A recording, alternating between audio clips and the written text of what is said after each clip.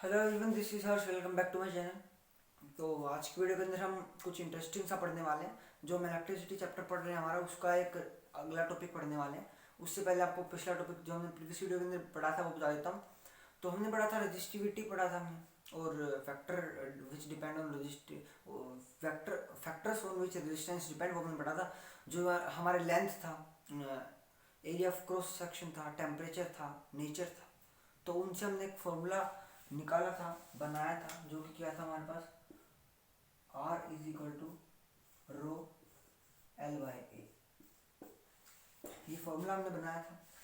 इससे हमने रजिस्टिविटी के बारे में पढ़ा था। रजिस्टिविटी क्या होती है? रजिस्टिविटी को डिनोट किससे करते हैं? रो से, जो कि ऐसा होता है। और रजिस्टिविटी की ऐसा यूनिट क्या होती है? ओम मीटर। ठीक है। तो अब रजिस्टिविटी को हम क्या लिख सकते हैं? Resistivity is equal to resistance into area of cross section into में सॉरी अपॉन लेंथ। ये चीज़ें कर ली। अब हमने मैंने आपको कुछ क्वेश्चन कराए थे कि अगर लेंथ को डबल कर रहे हैं तो रेजिस्टेंस डबल हो रहा है, तो उसको प्रूफ करवाया था मैंने आपको। तो आज की वीडियो के अंदर हम करने वाले हैं इसके कुछ न्यूमेरिकल क्वेश्चन। तो चलिए स्टार्ट करते हैं। उसके बाद हम इलेक्ट्रिक सर्किट डायग्राम के बारे में पढ़ेंगे। तो अब देखो क्वेश्चन है हमारे पास, calculate the resistivity of a conductor of length 2 metre. जो एल है ना, ये हमको देखिए 2 मीटर। ओके भैया, हमको 2 मीटर दे रखी है। And area of cross section 0.5 meter square, ये हमको दे रखा है 0.5 मीटर स्क्वायर में। Okay. And resistance is 20 ohm. Resistance हमको दे रखा है 20 ओम। हमको निकालना है जो रजिस्टिविटी है। तो रजिस्टिविटी का फॉर्मूला यहाँ पे लगाएंगे, यहाँ पे आर पुट करेंगे 20 इंटू में ए हमारे पास 0.5 है और एल हमारे पास क्या है 2 है। तो 10। तो अगर 10 किसी इसके साथ मल्टीप्लाई करते हैं तो क्या आ जाएगा हमारे पास आंसर? 5 ओम मीटर। रजिस्टिविटी हमारी 5 ओम मीटर आ गई है। तो एक तो हमारे पास ऐसा सिंपल सा क्वेश्चन हो गया। अब उसने यहाँ पे तो हमको एरिया दिया है, यहाँ पे हमको एरिया दिया ना, अगर उसकी जगह वो रेडियस दे दे तो वो भी देख लेते हैं एक क्वेश्चन। तो find resistivity of a conductor whose resistance is 30 ohm. Resistance 30 ohm है। देखो आपको ये सब आना चाहिए, क्योंकि अगर आपने प्रीवियस वीडियो देखी है तो अगर नहीं समझ में आया तो फिर से जाके देख लो एक बार।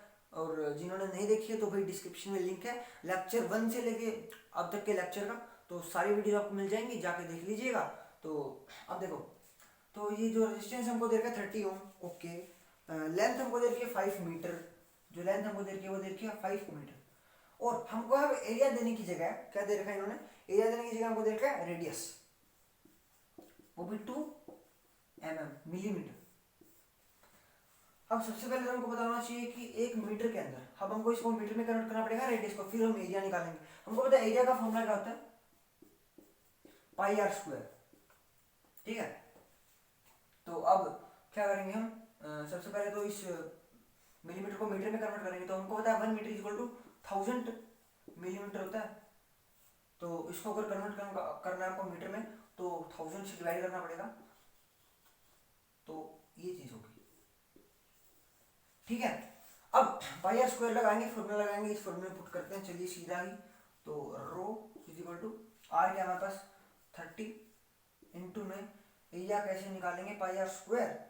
तो पाई तो होती 22/7 इंटू में आर का स्क्वायर यानी कि 2/1000 का स्क्वायर, 2/1000। अब हमको क्या करना है? सिंपली और क्या रहेगा भाई, बाय में एल भी रहेगा ना हमारा। तो अब यहाँ पे कर देते हैं ये वाली चीज है, और बाय में यानी कि इंटू में, इंटू है ना नीचे भी, तो इंटू में क्या करेंगे? एल हमारे पास है जो 5। अब इसको कट कर देंगे 6। अब देखो एक चीज कर सकते हैं, जो पावर है ना दो मतलब नीचे है, इनको ऊपर ले जाके हम सीधा ही क्या कर देंगे? इंटू में 10 की पावर -6 कर देंगे। ये चीज हमने कर दी। अब इसको आगे सोल्व करेंगे तो क्या होगा? 6 इंटू में 22 इंटू में 2 2 जा 4, 4 इंटू में 10⁻⁻6 अपॉन में 7। मतलब जो हालांकि कह रहा हूँ, जो हमारे पास सब चीज़ बची है ना वो यही है। तो रो क्या होगा?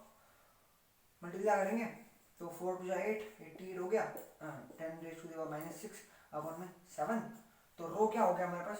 रो क्या होगा, इन दोनों में मल्टीप्लाई करें तो 6 8 जा 48, 6 8 जा 48, 4 आ गया कैरी, 6 8 जा 48 और 4 हमको 52 मिल गया, इंटू में 10 रेज़ टू माइनस 6 और 1 में 7। अब इसको जब डिवाइड करेंगे यहाँ से, चलो यहीं पे लिख देते हैं। अब जब इसको डिवाइड करेंगे तो हमारे पास वैल्यू क्या आएगी, अब तो टाइम लगेगा डिवाइड करने में, टाइम लगेगा ज़्यादा डिवाइड करने में, तो क्या है 75.425, 75.428 into 10 raise to minus 6 ohm metre.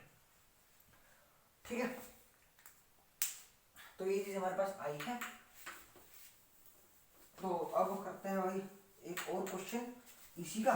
तुमको दे रखा है find the resistivity of a conductor whose resistance is 20 ohm, length is 10 meter and radius is 500 meter. तो ये क्वेश्चन आप लोगों के लिए दे रहा हूँ ना कि जो रेजिस्टिविटी है वो निकालनी है। रेजिस्टेंस हमको दे रखा है, रेजिस्टेंस हमको दे रखा है 20 ओम, लेंथ हमको दे रखी है 10 मीटर, लेंथ हमको दे रखी है 10 मीटर, और हमको जो रेडियस दे रखी है वो दे रखी है 500 mm। जो क्वेश्चन अभी मैंने कराया ना आपको उसी टाइप से करना।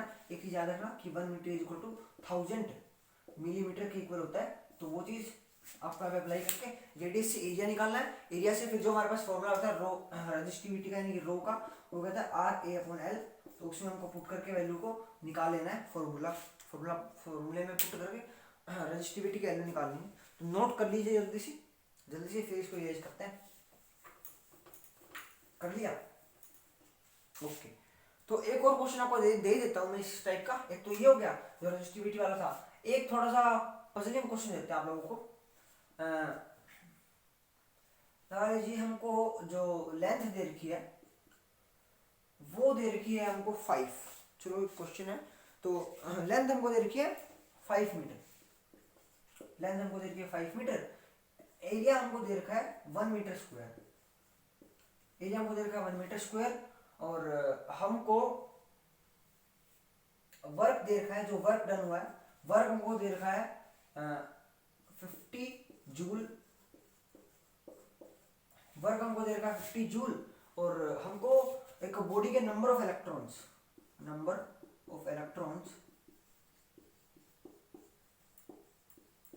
दे रखे हैं, वो दे रखे हैं 1 लाख इलेक्ट्रॉन्स।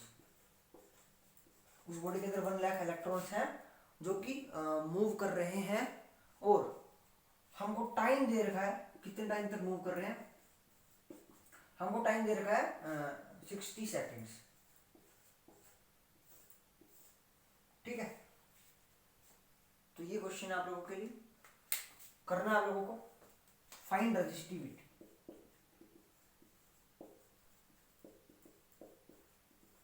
बहुत पजलिंग क्वेश्चन दिया आप लोगों को। इस चैप्टर में जितने फॉर्मूलाज है ना सभी का यूज करना पड़ेगा इस क्वेश्चन को निकालने के लिए। तो थोड़ा सा आपको हिंट दे देता हूं मैं कैसे करना है। तो सबसे पहले हमको चीज देखनी कि हमको चाहिए क्या क्या। हमको रेजिस्टिविटी निकालनी है तो हमको R चाहिए, A चाहिए और L चाहिए।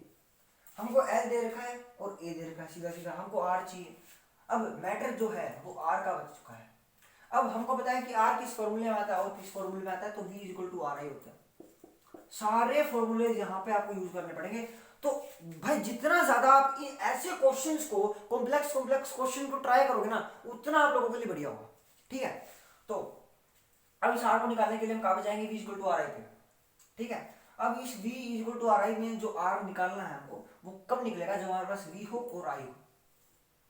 ठीक है, अब V में क्या होता है, V होता है हमारे पास W/Q, I क्या होता है हमारे पास Q/T। ठीक है, ये है। अब I निकालना तो हमको Q/T निकालना पड़ेगा, V निकालना तो हमको W/Q निकालना पड़ेगा। सारे फॉर्मूले भाई हो रहे हैं यहाँ पे, ये निकालना पड़ेगा।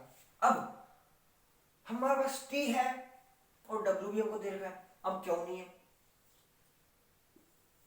दोनों फॉर्मूलाज में Q का यूज होने वाला है। Q कहां से लाए, तो एक और फॉर्मूला होता है हमारे पास Q इक्वल टू N, कि total charge equal to number of electrons into charge of 1 electron.